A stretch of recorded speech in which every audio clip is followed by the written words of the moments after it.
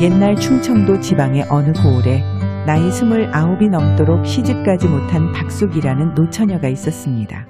그녀는 누구보다도 눈에 띄는 외모를 지니고 있었는데 키가 웬만한 장정보다 머리 하나는 더 큰 데다 덩치도 곰같이 크니 웬만한 사내는 우습게 볼 정도였습니다. 허나 이상하게도 둥근 얼굴에 볼이 항상 새빨갛게 물들어 있어 어렸을 적부터 동네 개구쟁이들에게 놀림감이 되고는 하였습니다. 그녀는 마을에서 혼이 나지 못한 노처녀 중 나이가 가장 많았는데 어느 화창한 봄날 그나마 남아있던 또 한 명의 노처녀이자 자신의 유일한 친구였던 능금이 시집을 가면서 이제는 마을의 유일한 노처녀로 남게 되었습니다. 능금아 곱구나. 정말로 고와. 새 신부로 단장한 능금을 보며 그녀가 웃으며 말하자 능금이 눈물을 글썽이며 애처로운 표정으로 그녀를 보며 말했습니다. 수가 나까지 가버려 너한테 미안하네. 뭔 소리여. 너랑 나랑 같나. 너야 남정네들이 줄을 서서 데려가려고 하는데 내 사정이 좋지 못해 그런 것이고 나는 뭐 이대로 살다 그냥 한 세상 살다 가는 것이지 뭐. 그녀의 말처럼 자신의 친구인 능금과 그녀가 서 있으면 여리여리하고 여성스러운 능금과 달리 박숙이 머리 2개 정도는 더 큰데다 덩치 또한 남정네 저리 가라 할 정도로 크니 옷만 바꿔 입었다면 남자로 착각할 정도였습니다. 박숙이 너도 왔구먼? 그 순간 한장정이 그녀들 곁으로 다가오더니 박숙에게 아는 체 하였습니다. 그래 왔지. 능금이가 시집 가는 날인데 내가 당연히 와봐야지. 그럼 너는 애들이랑 오기는 어쩌고 혼자 온 거요? 오기야 바질 나가고 애들은 놀기 바쁘지. 나야 시간을 쪼개서 친구 얼굴 한번 보려고 온 것이고. 능금아 축하한다. 앞으로 잘 살아? 그래 고마워. 길태야. 그나저나 박숙이 너도 이제 그만 시집 가야지. 우리 마을의 원녀는 이제 너밖에 안 남았잖아. 길태야. 사내는 어려서부터 같은 마을에서 자란 길태 란장정이었는데 길태가 박숙에게 콕 집어 아픈 곳을 말하자 능금이 난처한 얼굴로 그의 말을 막아섰습니다. 내 걱정 마러 갈 때 되면 가겠지. 아니면 말고. 그래요. 내가 괜한 소리를 했나 보네. 그럼 난 그만 가봐야 쓰겄네. 농사일이 많아서. 길태가 자리를 떠나자 능금이 난처한 얼굴로 박숙을 쳐다보았지만 오히려 그녀는 괜찮다는 듯 환한 웃음을 지어 보였습니다. 괜찮구먼. 저런 소리 하루 이틀 듣는 것도 아닌데 뭐. 내 걱정 말고 홀레나 잘 치러. 그래 고마워. 박숙이 말은 그렇게 했지만 그녀의 마음은 길태의 말이 가슴에 콕 박혀 사정없이 그녀의 속을 들쑤시고 있었습니다. 그날 오후 능금의 혼례식에 들렸던 박숙이 해가 질 무렵이 돼서야 집으로 돌아가고 있었습니다. 능금의 혼례식은 진작에 끝났지만 심란한 마음을 주체하지 못해 혼자 마음을 달래다 집으로 걸어가는 중에 누군가 비틀거리며 그녀의 앞으로 다가왔습니다.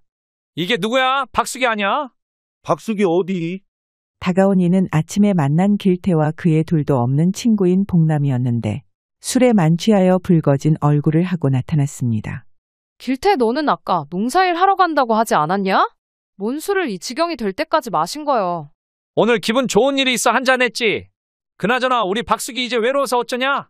하나뿐인 친구마저 시집 가버려 같이 어울릴 사람도 없고. 어울릴 사람이 왜 없어? 심심하면 우리랑 술이라도 한잔하고 같이 어울리면 되겠구먼. 너그들이 많이 먹긴 했구먼. 일이 정신줄을 놓은 거 보니. 근데 이게 무슨 냄새야?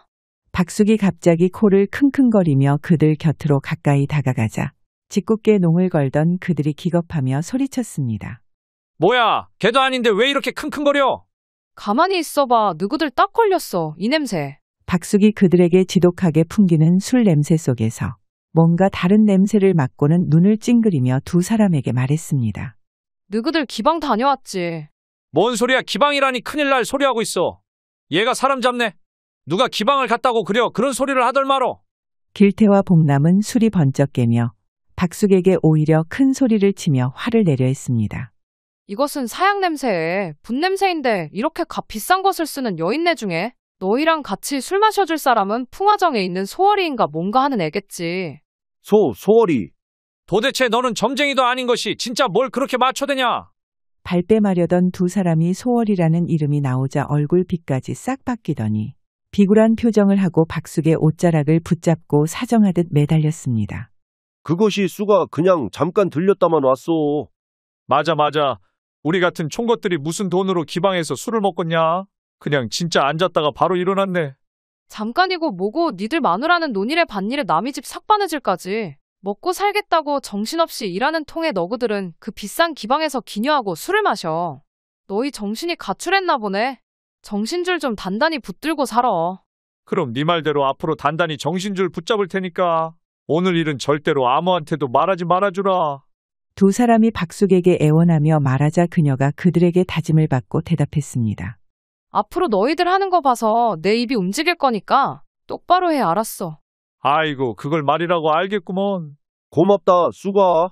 두 사람이 그녀를 귀신 보듯 쳐다보다 헐레벌떡 집으로 돌아갔고 그녀 역시 쓴웃음을 지으며 집으로 향하였습니다.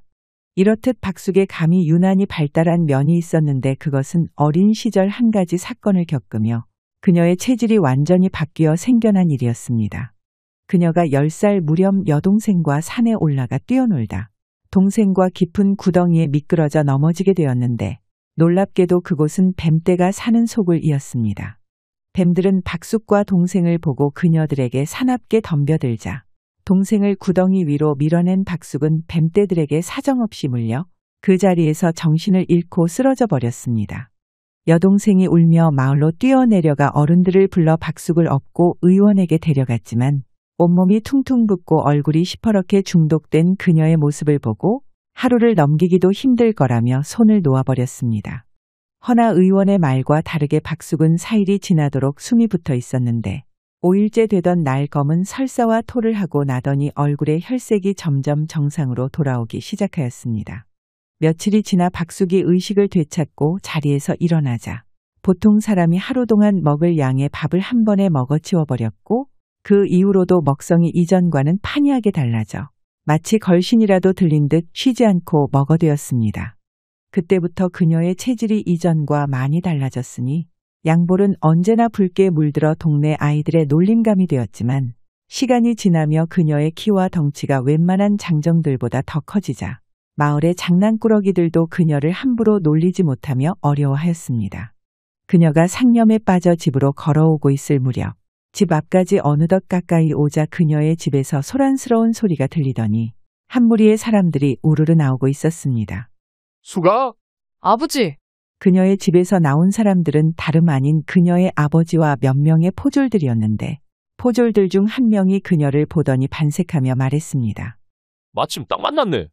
박숙이 너도 따라와. 사또께서 너도 부르니까 관하러 같이 가자. 관아요.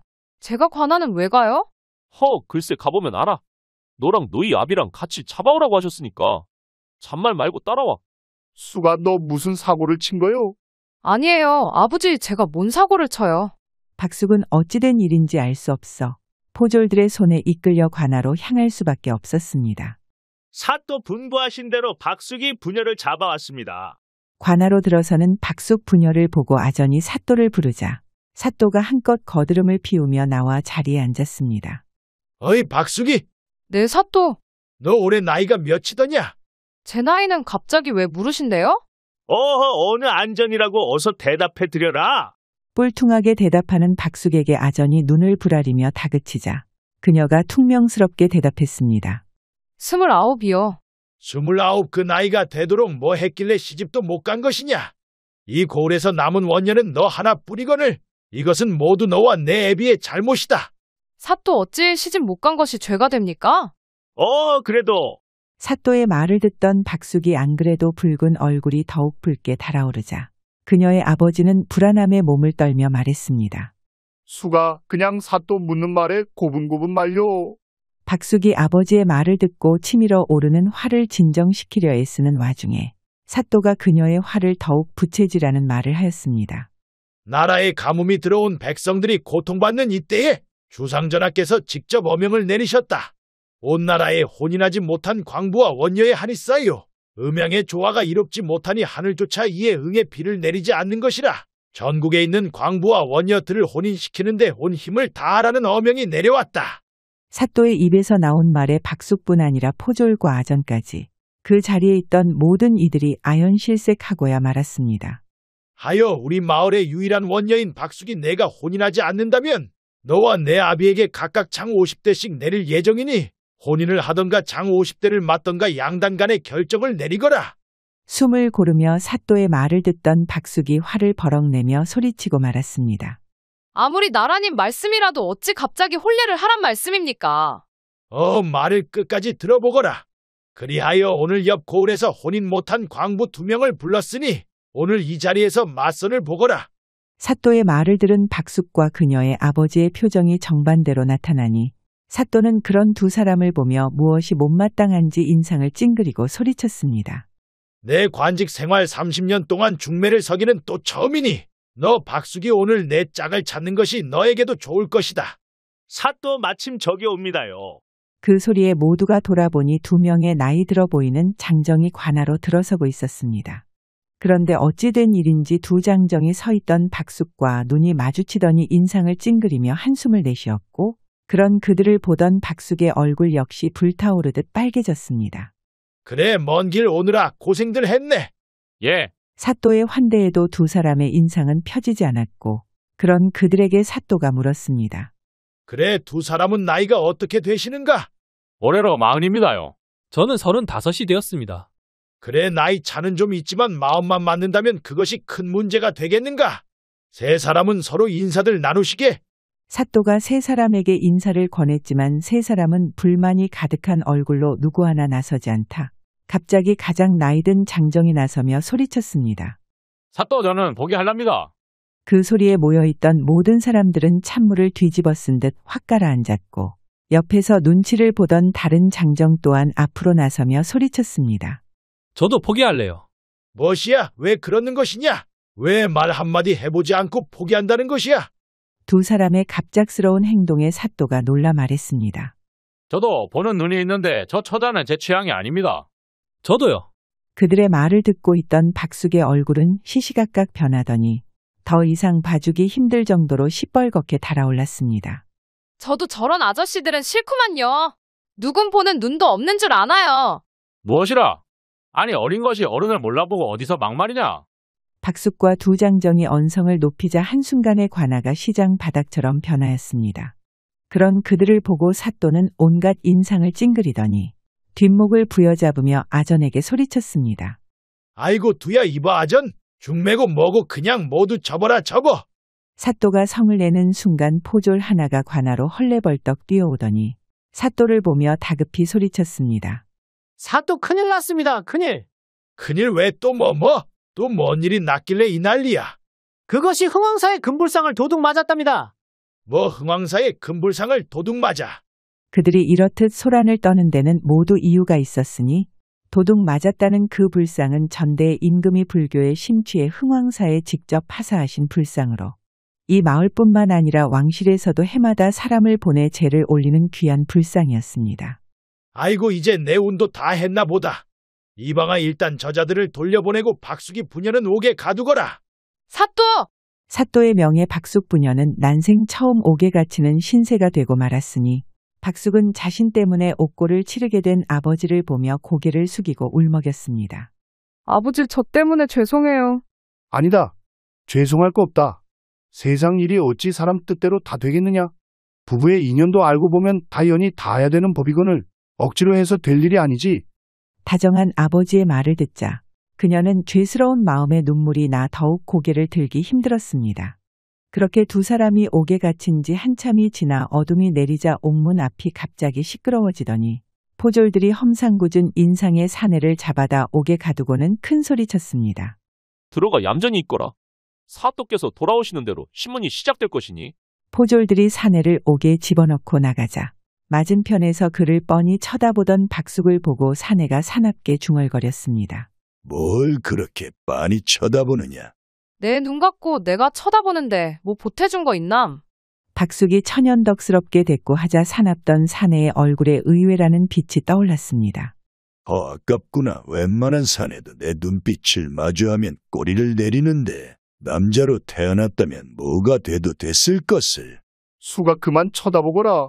박숙의 아버지가 겁에 질려 그녀에게 말하자 사내는 곧 흥미가 다했다는 듯 벽에 기대어 눈을 감아버렸습니다. 그날 저녁 깜빡 잠이 든 박숙의 코로 비릿한 향이 들어와 그녀는 잠에서 깨게 되었고 주변을 살펴보자 그녀의 아버지와 감옥을 지키던 포졸이 쓰러져 정신없이 잠에 빠져 있었습니다.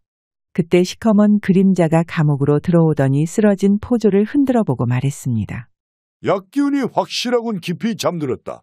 들어온 것은 두 괴한이었는데 그들이 포졸의 품을 뒤지더니 열쇠를 찾아 맞은편 옥에 갇혀있던 사내를 꺼내 들쳐업고 나가려다 박숙 부녀가 있는 반대편을 쳐다보았습니다.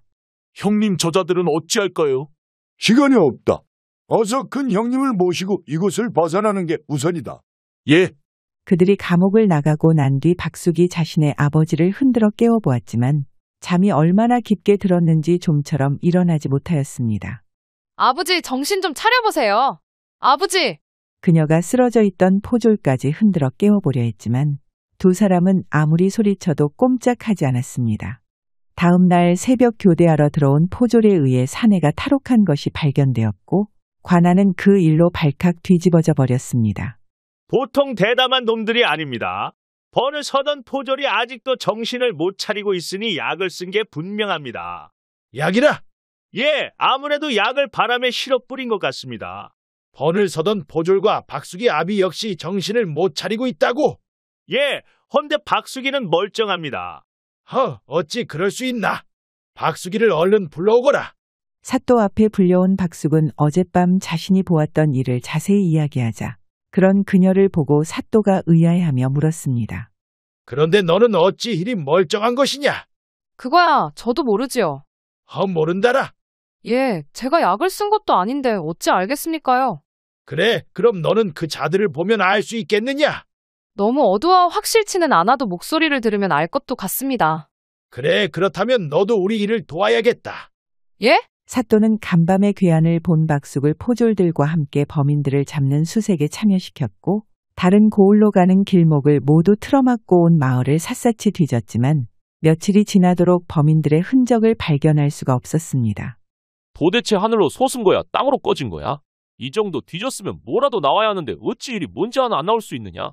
그러게 말이네. 네, 포졸 생활 10년 동안 이렇게 귀신같이 없어진 놈들은 또 처음일세. 포졸들과 함께 마을을 뒤지다 쉬던 박숙이 그들의 이야기를 듣고 번뜩 한 가지 생각이 머릿속을 스쳐 지나갔습니다. 한 군데 아직 확인 못한 곳이 있네요. 뭐 그곳이 어딘데? 흥왕사요. 무엇이라? 박숙의 말을 들은 포졸들은 의아해했지만 곧 그녀의 말대로 흥왕사로 향하게 되었습니다. 박수가 아무리 그놈들이 대범하다고 해도 설마 지들이 도둑질한 곳에 다시 돌아올 수 있겠느냐? 네, 충분히 그러고도 남을 놈들이네요.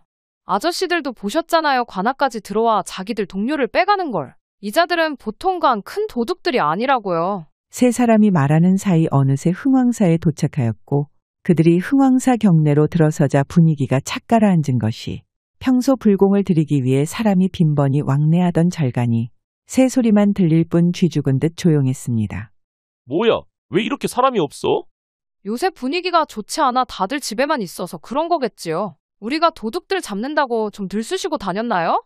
순간 안쪽에서 스님이 한 명 나오더니 그들에게 다가와 합장을 하며 인사했습니다.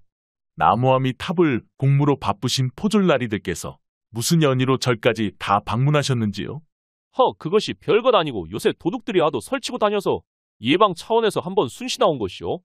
그냥 한번 둘러보고 갈 테니 스님은 신경 쓰지 마시고 하던 일 있음 계속 보시구려. 그러셨군요. 그럼 천천히 살피다 가시지요. 스님이 그들에게 웃음을 보이며 돌아가자 박숙은 사라진 스님의 뒷모습을 쳐다보며 묘한 표정을 지었습니다. 세 사람이 경내를 살피다 절간 안으로 들어가 보았지만 무엇 하나 나오는 것이 없자 절의 뒤쪽을 둘러보다 포졸 하나가 낙담한 표정으로 말했습니다. 박수가 그만하고 관아로 돌아가자. 도둑들이 아무리 대담하다고 해도 여기까지는 안 온 것 같아. 잠깐만요. 왜 무슨 일이야? 순간 그녀의 얼굴이 심각해지더니 코를 실룩거리며 킁킁거리기 시작했습니다. 냄새. 뭐 냄새 뭔 냄새? 분명 냄새가 나는구만요. 뭔 냄새가 난다는 거야? 아무 냄새도 안 나는구먼. 고기 냄새. 어디선가 고기 냄새가 나요. 박숙이 코를 킁킁거리며 어디론가 급히 향하자 두 포졸들은 어이없는 표정을 지으면서도 그녀의 뒤를 뒤쫓아갔습니다. 박수가 뭔 냄새가 난다길래 그러는 거요? 여기구먼요. 박숙이 가리킨 곳을 보자 잿더미가 잔뜩 쌓여 있는 것이 있어 두 포졸이 나무가지를 가져와 그것을 들춰내 보니 먹다 남은 뼈들이 잔뜩 나왔습니다. 이것이 무엇이냐? 누가 절간에서 고기를 구워 먹었다는 것이야? 그것도 남은 것을 보니 한 마리를 통째로 구워 먹었네요. 그럼 몇 놈이 먹었다는 거 아니야? 그들이 서로를 쳐다보며 확신에 찬 눈빛을 보내고 있을 때 누군가 뒤에서 박수를 치며 나타났습니다. 대단하구나, 대단해. 처음 봤을 때부터 왠지 예감이 오는 것이 예사롭지 않더만 내 감은 틀리지 않는단 말이지. 말을 하며 들어선 이를 보자 옥에 갇혀있던 사내와 그 뒤로 좀 전에 박숙 일행을 맞이한 중과 또 다른 험악한 인상의 사내까지 3명이 그들 앞으로 다가서고 있었습니다. 너희들 딱 거기 멈춰. 우리가 누군 줄 알아? 이놈들아, 오늘 아주 제대로 임자 만난 줄 알아. 포졸이 그들에게 큰 소리치며 손에 든 육모 방망이를 내밀었지만 그 모습을 본 사내들은 자기들끼리 낄낄거리며 조금도 겁먹지 않았습니다. 그건 뭐에 쓰는 방망이냐? 그걸로 다듬이질이라도 하려고 그러느냐? 새 도적들은 포졸들의 위협에 굴하기는커녕 자기들끼리 농을 주고받으며 그들 앞으로 점점 다가왔습니다. 이렇게 된 이상 어쩔 수 없다, 박수가. 너는 우리 뒤로 물러나 있다. 기회를 봐서 도망치거라. 우리가 저놈들을 최대한 잡아놓을 테니. 포졸 한 명이 박숙을 걱정하며 그녀에게 이야기하고 있을 때 도적 둘이 그들 앞으로 걸어와 박숙 일행을 위협하였습니다. 그만들 해요. 불상을 훔친 것도 모자라 사람까지 해하려고요. 절 안에서 그런 짓을 했다가는 부처님이 노하실 거구만요. 그런 것을 두려워했다면 우리가 어찌 여기 있겠느냐. 얘들아, 해가 지겠다. 어서 이를 마무리 짓자. 예, 형님. 두목의 말에 두 도적이 포졸들에게 덤벼들어 4사람이 서로 엉겨붙어 조용하던 절간이 삽시간에 병장기가 부딪히는 소리와 거친 고함 소리로 울려 퍼졌습니다. 시간이 지나자 처음 팽팽하던 대결은 점차 포졸들이 뒤로 밀리기 시작했고 박숙은 긴장한 채 그들의 대결을 쳐다보았습니다. 그러던 중 도적 하나가 포졸을 쓰러뜨리려고 할 때 박숙이 나서며 떨어져 있던 육모 방망이를 손에 들고 앞으로 나섰습니다. 더 이상 그만하라고요. 더 했다간 나도 참지 않을 거구만요. 아이고, 무서워라. 이를 어쩌나. 우린 한번 시작한 일은 끝을 보는 성격인데 덩치 크신 저자는 우리를 어떻게 막으실 생각인가? 그렇다면 어쩔 수 없지요. 난 한 번도 사람한테는 힘을 써본 적은 없지만 오늘은 있는 힘을 다할 테니까 각오하라고요. 말을 마친 박숙이 도적에게 덤벼들었고 그녀를 비웃던 도적은 박숙이 휘두르는 방망이를 몇 번 막더니 얼굴이 사색이 되어 소리쳤습니다. 뭘 처먹었길래 이리 힘이 좋은 것이냐? 이대로 가다간 내가 당하겠다. 막내와 힘을 합치자. 그의 말에 옆에서 포졸과 대결을 하던 다른 도적까지 박숙에게 덤벼들어 2대1의 대결이 되었습니다. 두 도적이 힘을 합쳐 박숙에게 덤벼들었지만 도적 하나와 대결할 때와 마찬가지로 두 사람은 어느새 박숙이 휘두르는 방망이를 감당하기가 힘들어 뒤로 밀리기 시작했습니다. 형님! 어느 순간 처음 박숙에게 덤벼들었던 도적이 팔을 부여잡으며 쓰러져 버렸고 지켜만 보던 두목이 앞으로 나서며 놀란 표정으로 말하였습니다. 정말 웬만한 사내보다 훨씬 낫구나. 허나 아쉽지만 우리와 엮인 이상 더 봐줄 수는 없다. 지금이라도 늦지 않았어요. 그만들 하고 순순히 죗값을 치르는 게 좋을 것이어요. 충고는 고맙지만 그렇게는 안 되지. 그만 덤벼라. 그 말을 끝으로 두 사람은 서로 무기를 부딪히며 맹렬한 싸움이 시작되었고 막무가내처럼 휘두르는 박숙의 방망이를 막던 두목은 졸개들이 왜 그렇게 그녀에게 당했는지 알게 되었습니다. 무슨 힘이 이리 세단 말이냐. 박숙과 대결하는 두목은 그녀의 방망이를 막을 때마다 팔부터 몸 전체가 쩌렁쩌렁 올려와 금방이라도 손에 쥐고 있던 무기를 놓칠 것만 같았습니다. 얼마 지나 박숙에게 계속해서 밀리던 두목은 더 이상 힘에 부쳐 그녀를 상대할 자신이 없어지자 바닥에 있던 흙을 한 움큼 짚더니 박숙의 얼굴에 뿌리고는 도망을 치려 했습니다. 사내가 돼서 이렇게 비겁한 수를 쓰고 도망치면 안 되지. 고함을 지르며 박숙이 손에 쥐고 있던 육모 방망이를 두목의 등을 향해 집어던지니 방망이는 그대로 그의 등을 후려쳤고 그는 비명을 지르며 그 자리에 쓰러져 버리고 말았습니다. 순간 둘의 대결을 지켜만 보던 도둑들이 놀라 얼음처럼 굳어져 버렸고 포졸들은 그때를 놓치지 않고 그들에게 달려들어 포승줄로 꽁꽁 묶어버렸습니다. 도적들을 모두 잡은 3사람은 절간을 뒤져 광에 갇혀있던 스님들을 발견하여 그들을 풀어주었습니다.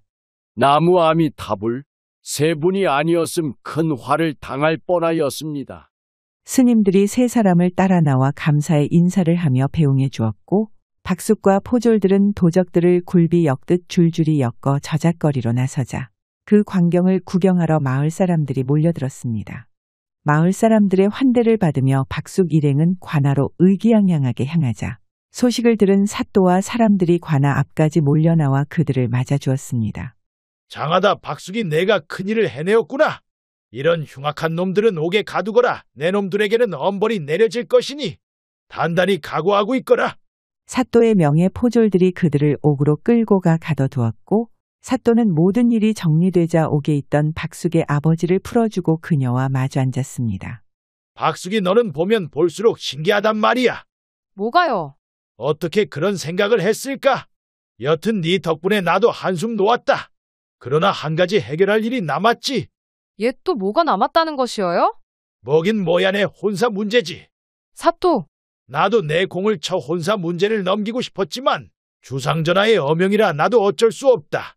다만 관찰사에게 장궤를 써 그 기한을 올해까지만이라도 말미를 달라고 해볼 테니 내가 힘쓸 수 있는 것은 여기까지다. 사또와 말을 마친 박숙이 나오자 초췌한 얼굴의 아버지가 그녀를 보고 반겨왔습니다. 수가? 아버지. 어떻게 하려고 그렇게 위험한 일을 했어? 위험하긴요. 그닥 위험하지도 않았어요. 아이고 그런 소리 말어. 앞으로 이런 일에는 얼씬도 말어. 알겠어요. 아버지 얼른 집에 가요. 엄마랑 동생들이 목 빠지게 기다리고 있겠네요. 그래 어서 집으로 가자. 박숙이 아버지와 함께 집으로 돌아가자 두 사람이 가는 길에 만난 사람들마다 그녀에게 대견하다며 손가락을 치켜 세워주었습니다. 그런 딸을 보며 박숙의 아버지는 혼인을 하지 못해 늘 걱정거리였던 자신의 딸이 한없이 자랑스러웠습니다. 영상 시청해 주셔서 감사드리고 재미있게 보셨다면 좋아요, 구독 부탁드립니다.